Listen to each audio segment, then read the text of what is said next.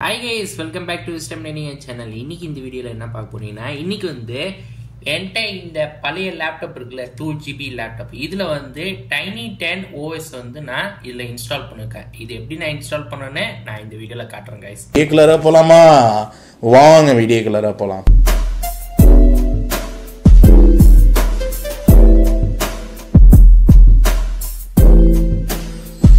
So ஆரம்பிக்கிற முன்னாடி வந்து டைனி 10 என்ன பற்றி சொல்லிடுறேன். டைனி 10 வந்து விண்டோஸ் 10 தான், ஆனால் வந்து ரொம்ப பெட்டரான வெர்ஷன் உள்ளது. இது வந்து பழைய லேப்டாப்புக்கு சப்போர்ட் ஆகும். இப்போ பார்த்தீங்கன்னா இந்த லேப்டாப்பில் 2GB லேப்டாப்பில் வந்து ஓடிட்டு இருக்கு டைனி 10. இதில் எந்த பிளாட்வேர் இருக்காது, லைட் வெர்ஷன், பர்ஃபார்மன்ஸ் வந்து நல்லா இருக்கும். ஓகே, இப்போ வாங்க இப்போ சில டெஸ்ட் பண்ணி பார்ப்போம். இந்த லேப்டாப்பில் வந்து டைனி 10 இருக்குது, இப்போ பிசியில் வந்து விண்டோஸ் 11 இருக்குது. இதில் ரெண்டுமே வந்து டெஸ்ட் பண்ணி பார்ப்போம் எது பெட்டர்னு. ஓகே, ஸோ ஃபஸ்ட்டு டெஸ்ட் வந்து சிம்பிள் தான். இதில் வந்து டாஸ்க் மேனேஜர் ஓப்பன் பண்ணிடுறோம். லேப்டாப்பில் டாஸ்க் மேனேஜர் ஓப்பன் பண்ணிவிட்டு இதில் பர்ஃபார்மன்ஸ் பார்ப்போம். பர்ஃபார்மன்ஸ் வந்து இப்போது இதில் பாருங்கள், இந்த கீழே பார்த்தீங்கன்னா யூட்டிலைசேஷனில் வந்து 3%, ப்ராசஸர் 62, அதுக்கப்புறம் வந்து த்ரெட்ஸ் வந்து 826 வருது. ஸ்பீடு வந்து 0.78 GHz உள்ளது. சிபி வந்து பார்த்தீங்கன்னா 3%, 4% அப்படி வருது. ஓகே, ஸோ லேப்டாப்பில் பார்த்தாச்சு. இப்போ வந்து நம்ம பிசியில் என்ன பண்ண போகிறோம், இது விண்டோஸ் 10 தான்.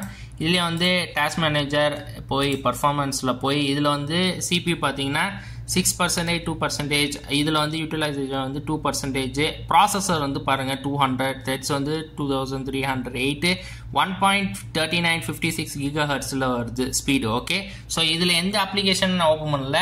இப்போ வாங்க அப்ளிகேஷன் ஓப்பன் பண்ணோன்னே ஏதாவது சேஞ்சஸ் ஆகும் பார்ப்போம். ஓகே, ஸோ ஃபஸ்ட்டு என்ன பண்ணுறேன், லேப்டாப்பில் ஃபைல் எக்ஸ்ப்ளோர் ஓப்பன் பண்ணிவிட்டு அதுக்கப்புறம் டாஸ்க் மேனேஜர் ஓப்பன் பண்ணிவிட்டு பர்ஃபார்மன்ஸ் இல்லை சிபி வந்து பார்த்தோம்னா 5%, பிலோ 10% காட்டுது.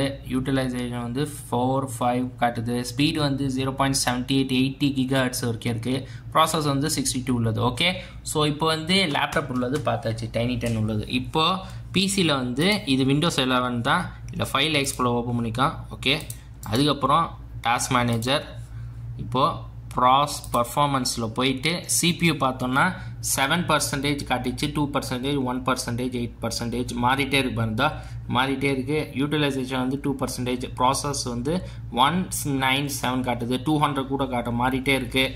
அதுக்கப்புறம் ஸ்பீடு வந்து 1.52, 49, 2 GHz கூட காட்டும். ஆனால் சிபி வந்து இங்கே பார்த்தீங்கன்னா எப்போவுமே மாறிட்டே இருக்குது. ஓகே, ஸோ இதுதான் வந்து டிஃப்ரென்ஸு டைனி 10க்கு உள்ளதும் அதே சேர்த்து விண்டோஸ் 11 உள்ளது. ஓகே, ஸோ ஃபஸ்ட்டு என்ன பண்ணுறீங்க, கூகுளில் போய்ட்டு டைனி 10 டைப் பண்ணிங்கன்னா நிறையா வெப்சைட் இருக்கும். உங்களுக்கு வந்து டைனி 10 iOS இமேஜ் வந்து இன்ஸ்டால் பண்ணிக்கலாம். ஆனால் பெஸ்ட் உள்ளது வந்து இந்த வெப்சைட்டு இன்டர்நெட் ஆர்கைவ். இதில் உள்ளார போயிட்டிங்கன்னா இல்லை ஐஎஸ்ஓ ஃபைல் இமேஜ் இருக்கும். அதோ இங்கே பாருங்கள், இதில் போனீங்கன்னா டவுன்லோட் ஆப்ஷனில் ஐஎஸ்ஓ இமேஜ் இருக்கா, இதில் போனீங்கன்னா 7 ஃபைல் இருக்கும். பீட்டா வெர்ஷன் இருக்குது, அதை சேர்த்து ஸ்டாண்டர்ட் வெர்ஷன் கூட இருக்குது. எது லேட்டஸ்ட்டாக உள்ளதோ அது வந்து டவுன்லோட் பண்ணிங்க. ஓகே, ஸோ அதில் வந்து நீங்கள் செக் பண்ணணும், நீங்கள் பிசிலேயே இல்லை லேப்டாப்பில் வந்து டைனி 10 இன்ஸ்டால் பண்ணிங்கன்னா அது 64 பிட்டா இல்லை 32 பிட்டா.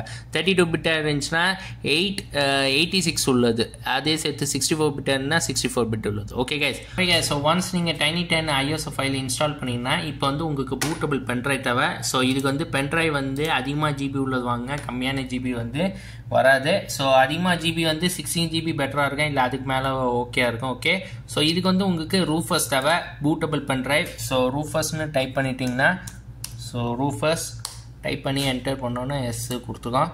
ஸோ நான் ஆல்ரெடி வந்து பென்ட்ரைவில் இன்ஸ்டால் பண்ணேன், ஆனால் நான் உங்களுக்கு காட்டிடுறேன் எப்படி பண்ணோன்னே.